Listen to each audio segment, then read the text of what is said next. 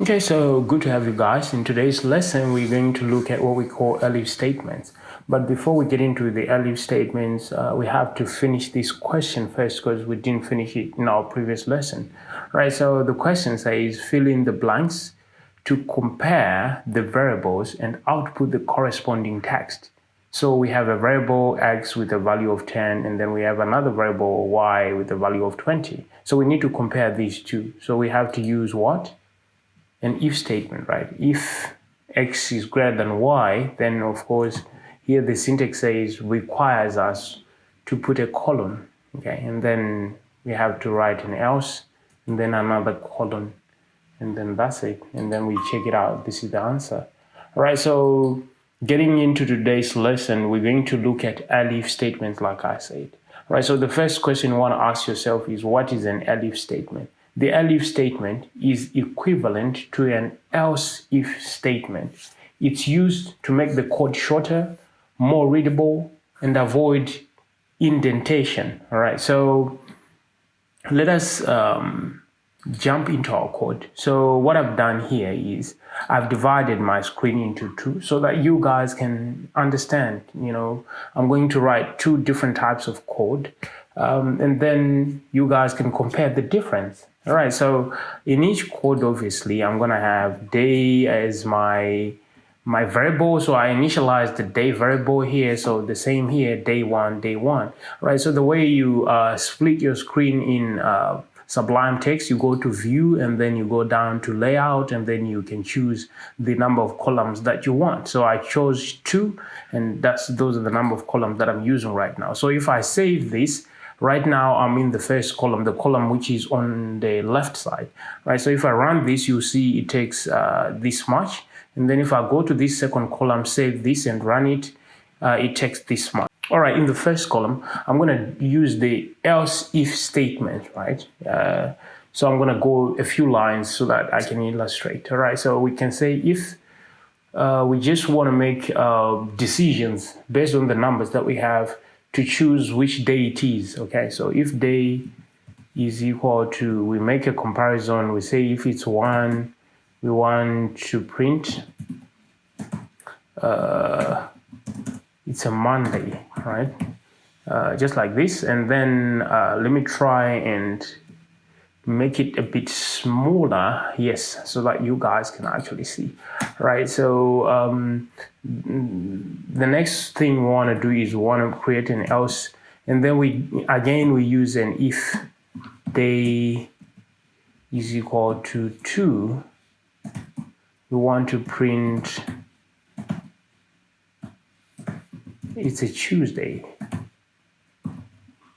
like this. Else if, and then we can put another condition, right? If day is equal to 3, we can print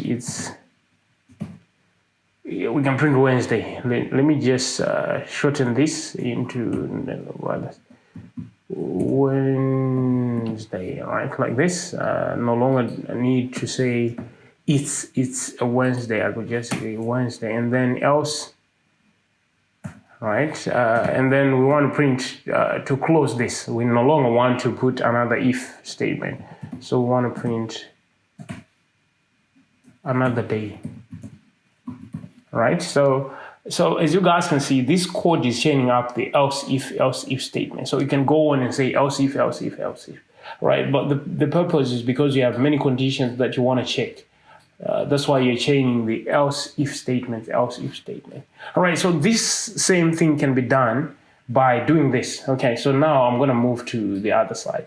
Right, so before we move to the other side, I want to test this code. So day is 1, so we can check it out, run it out. You can see it says it's a Monday. If I'm to change this to 2, save, run it out, it says it's a Tuesday. If I'm to change this to 3, run it out, it says it's a Wednesday. It's right down here. Okay, so now I'm gonna move to the right side rather. Okay, so I can still do the same thing by using the elif. So if now day is equal to 1, I should print Monday, right? I'm just going to print Monday. I'm not going to write it's a Monday. All right. So instead of instead of writing else and then colon and then pressing enter and then writing if and then a condition, now I can just use an elif like this and then put a condition here. So you need to understand that an elif should always be followed by a condition, right? Just like the if statement. If condition and then the statement. So if day is equal to 2, and then we can print Tuesday. Same thing, if. Now I don't have to say else and then indent and stuff like that. Day is 3, print Wednesday like this, and then eventually I can put an else statement at the end. Print another day. All right, so I want you guys to compare these two scripts. Which one is way better? Of course, the one to your right is better. Okay, I can save this and try and run it.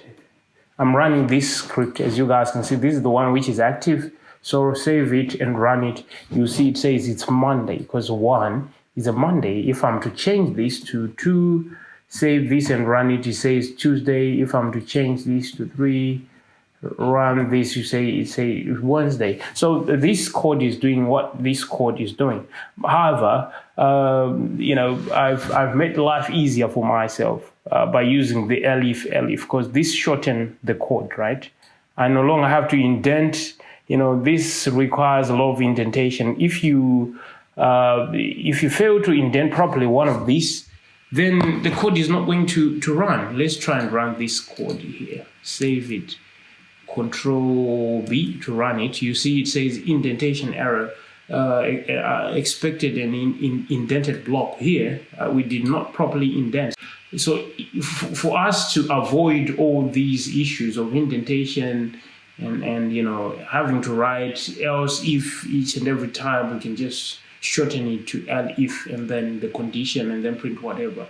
And the beauty about the elif statements is that you can always put an else statement at the end, right? Just like we are doing here, we can also do the same. So as you guys can see, this is much cleaner and this is much cumbersome. I would rather go for this than this.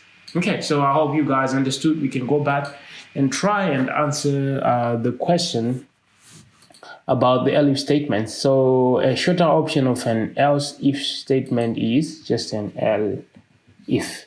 So if I'm to check this, it says it's correct. And so this is it for today. In our next lesson, we're going to look at Boolean logic. All right, I'll see you guys in our next lesson. Bye-bye.